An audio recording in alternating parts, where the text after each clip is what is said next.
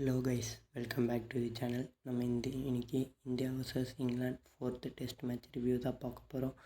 So வீடியோக்கு போகிறதுக்கு முன்னாடி நம்ம வீடியோட ஸ்பான்சர்டான எஜுகோஸ்ட் கோர்ஸ் பற்றி பார்த்துடலாம். ஸோ நம்ம எஜுகோஸ்ட் ஆன்லைன் கோர்ஸ் வந்து நமக்கு நிறையா கோர்சஸ் ப்ரொவைட் பண்ணுறாங்க. ஸோ போத் நம்ம தமிழ் அண்ட் இங்கிலீஷ் லாங்குவேஜில் வந்து இருக்குது. ஸோ இதில் மெயினாக பார்த்திங்கன்னா நமக்கு என்னென்ன கோர்ஸ் வேணுமோ அதை நம்ம வந்து ஈஸியாக பர்ச்சேஸ் பண்ணி அதில் நம்ம வந்து கற்றுக்கலாம்.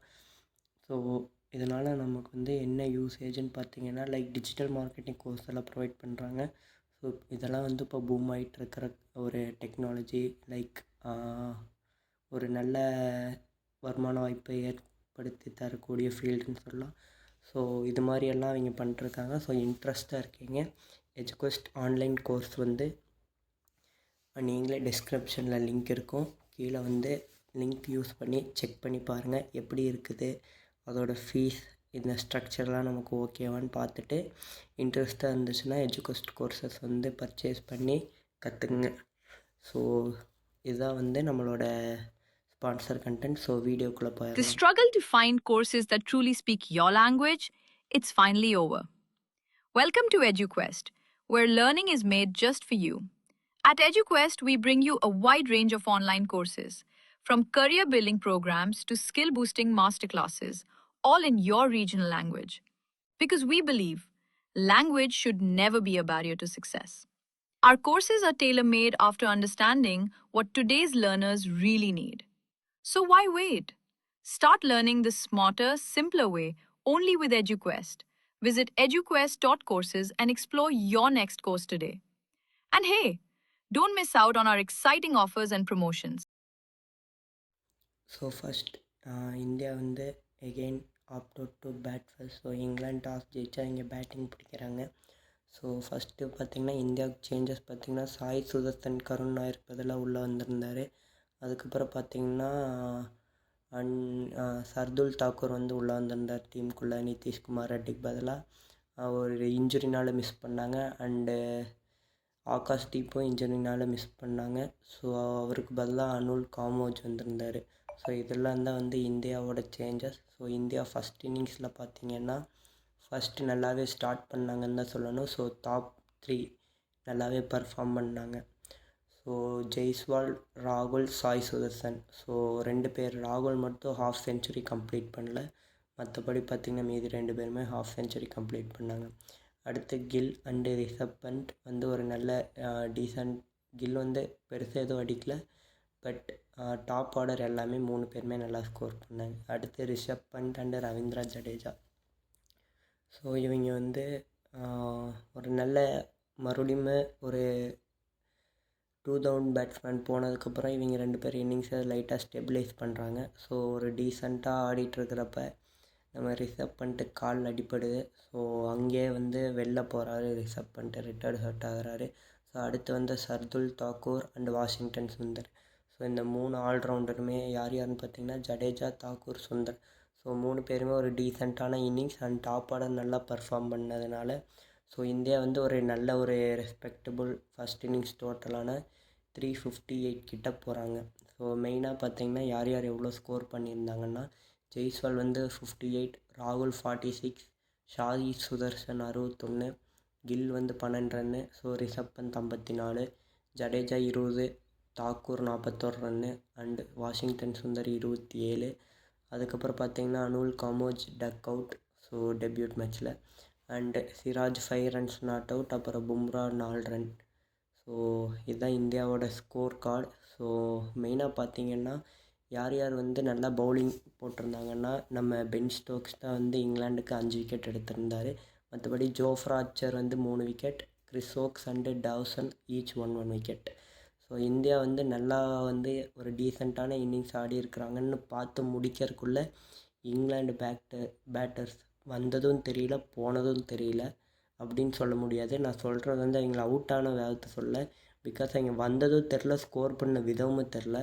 ஸோ கிட்டத்தட்ட இந்தியாவோட பாதி ஓவர்ஸ்லேயே வந்து கிட்டத்தட்ட இந்தியாவோட டோட்டல் கிட்டே வந்துட்டாங்க. ஸோ அவங்களோட டாப் 4 செம்மையாக ஆடிட்டாங்க. மேட்ச் அப்படியே பிஸ்தாவாக வந்து தூக்கிட்டு போயிட்டானுங்க.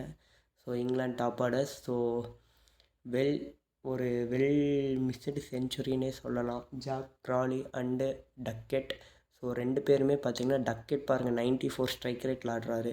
ஸோ நம்ம பேட்ஸ்மேன்ஸ் எல்லாம் 150 200 ஸ்ட்ரைக் ரேட்டில் தான் ஆடுறோம். ஸோ கிராலி வந்து 84க்கு அவுட் ஆகுறாரு ஜடேஜா கிட்ட, அண்டு டக்கெட் 94 அன்சுல் காமோஜ் கிட்ட அவுட் ஆகுறாரு.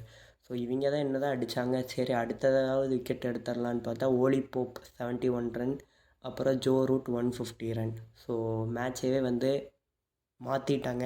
ஸோ மேட்ச் வந்து எப்படி இருந்தாலும் ரொம்ப டஃப்பாக தான் போகுதுன்னு அங்கேயே தெரிஞ்சு போச்சு. பிகாஸ் இந்தியா வந்து எடுத்த ரெஸ்பெக்டிவ் டோட்டலாக இங்கே 100 ஓவர்லேயே ஒரு பாதி ஓவர் கிட்டத்தட்ட ஒரு என்ன சொல்கிறது ஒரு 20-30% ஓவருக்கு முன்னாடியே ரீச் பண்ணிட்டாங்க. ஸோ அடித்ததெல்லாம் போனஸ் ரன்ஸ் தான். ஸோ கிட்டத்தட்ட 300 ரன்னுக்கு மேலே லீடு போயிட்டாங்க. ஸோ அவங்களோட ஃபஸ்ட் இன்னிங்ஸ்லேயே.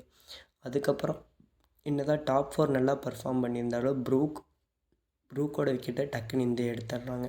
ஆனால் கேப்டன் ஸ்டோக்ஸ் நடுவில் வந்து ஒரு 60 ரன்ஸ் அடித்தார். மறுபடியும் ரிட்டையர்ட் ஆகிட்டு ரெஸ்ட் எடுத்துகிட்டு வந்து மறுபடியும் அடித்தார். ஸோ இதனால் பார்த்திங்கன்னா அவங்க இங்கிலாந்து வந்து பிரம்மாண்டமான ஒரு ஸ்கோர் கிட்டத்தட்ட எவ்வளோ 700 ரன்ஸ் கிட்ட போயிட்டாங்க. ஸோ இது இந்தியா வந்து ஆஃப்டர் 10 இயர்ஸ்க்கு அப்புறம் வந்து 600க்கு மேலே அதாவது ஒரு இன்னிங்ஸில் வந்து கன்சிடர் பண்ணுறாங்க. ஸோ இங்கிலாண்டுக்கு பார்த்திங்கன்னா Crawley 84, Duckett 94, Pope 71, Root 150, Stokes 141, Brook 3, Smith 9, அப்புறம் டாவ்சன் ஒரு டீசன்ட் 26, கிராஸ் 47 அது நல்லா ஆடினார். ஓக்ஸ் வந்து 4, ஜோஃப்ராச்சர் 2. ஸோ இப்படி போயிட்டுருக்கிற நிலமையில இந்தியன் ஓப்பனர்ஸ் 300 ரன்னுக்கு மேலே பின்தங்கி இருக்கிறப்ப ஜெய்ஸ்வால் வந்த வேகத்தில் வெளியில் போனார். அடுத்த பால் சாய் சுதர்சன் வந்த வேகத்தில் வெளியில் போனார். ஸோ ஃபஸ்ட் ஓவர்லேயே நன் ஃபார் 2, அப்புறம் கில் அண்ட் ராகுல் மறக்கவே முடியாது. ஸோ கொஞ்சம் வந்து செட்டில் பண்ணாங்க கேமை. என்ன தான் வந்து இந்தியா இந்த மேட்ச் வந்து ட்ராப் பண்ணியிருந்தாலும், ஸோ எதனால் நம்ம ட்ராப் பண்ணோம்னா இங்கிலாந்து ஃபீல்டருக்கு வந்து தேங்க்ஸ் சொல்லணும். பிகாஸ் 3 ட்ராப் கேச்சஸ் இருந்தது. அதனால தான் பாசிபிள் நம்ம ட்ராப் பண்ணுறதுக்கு. இல்லாட்டி மேபி ரிசல்ட் வந்து இங்கிலாந்துக்கு ஃபேவராக வந்து போயிருக்கலாம். எஸ், டாவ்சன் வந்து கில்லோட கேட்ச் வந்து ஒன்று விடுறாரு. ஸோ அங்கே ஒரு லைஃப் கிடச்சிது கில்லுக்கு. ஸோ அப்போ கிட்டத்தட்ட என்ன சொல்கிறது கில்லு வந்து பாதி ஸ்கோர் தான் அடிச்சிருந்தார் ஒரு 50 கிட்டே இருக்கிறப்ப, 40 or 50 கிட்டே இருக்கிறப்ப. ஸோ ராகுல் அண்ட் சுப்மன் கில், ஸோ இவங்க 2 பேருமே வந்து நன் ஃபார் 2லேருந்து எங்கே எடுத்துகிட்டு போகிறாங்கன்னா டே 5 ஸ்டார்டிங்கில் கிட்டத்தட்ட 188 ரன் பார்ட்னர்ஷிப். ஸோ அங்கே தான் வந்து 3rd விக்கெட்டாக வந்து நம்ம ராகுல் அவுட் ஆகுறாரு. ஸோ பென் ஸ்டோக்ஸ் அப்போ தான் பவுலிங் போட்டார். ஸோ அவருக்கு அவுட் ஆகுறாரு ஒரு நல்ல இன்கம்மிங் பாலுக்கு. ஸோ பார்ட்னர்ஷிப் ப்ரோக் ஆகுது. ஒரு வெல் மிஸ்டு செஞ்சுரின்னு சொல்லலாம் ராகுல். அப்புறம் கில்லு பார்த்திங்கன்னா அவரோட செஞ்சுரியை கம்ப்ளீட் பண்ணுறாரு. ஸோ கில்லு வந்து அவர் செஞ்சுரி கம்ப்ளீட் பண்ணோன்னே அவுட் ஆகுறாரு. ஸோ அவர் 224 for 4 அண்டு ஜடேஜாவுக்கு ஃபஸ்ட்டு பாலே கேட்ச் விட்றாங்க. ஸோ அதுக்கப்புறம் வந்து rest is history. Because 224 for 4லேருந்து மேட்ச் வந்து அவங்களே வந்து ட்ராப் பண்ணிக்கலான்னு வந்து இங்கிலாந்து வந்து கை கொடுத்துட்டு போயிட்டாங்க. ஸோ 425 அதாவது 200 ரன்னுக்கு மேலே ஜடேஜா அண்டு வாஷிங்டன் ஒரு ஹிஸ்டாரிக் பார்ட்னர்ஷிப் போட்டாங்க. ஸோ 2 பேருமே வந்து அவங்களோட செஞ்சுரி கம்ப்ளீட் பண்ணதோட இங்கிலாந்து வந்து ட்ராக்கு வந்து முன்னே கேட்டிருந்தாங்க. ஸோ இந்தியாவும் வந்து ட்ராக்கு வந்து ஹேண்ட் ஷேக் பண்ணிட்டு மேட்சை முடிச்சிட்டாங்க. ஸோ இது வந்து ஒரு வின்னுக்கு மேலேன்னு பார்த்தா அது இந்த மேட்ச் தான். Thank you guys.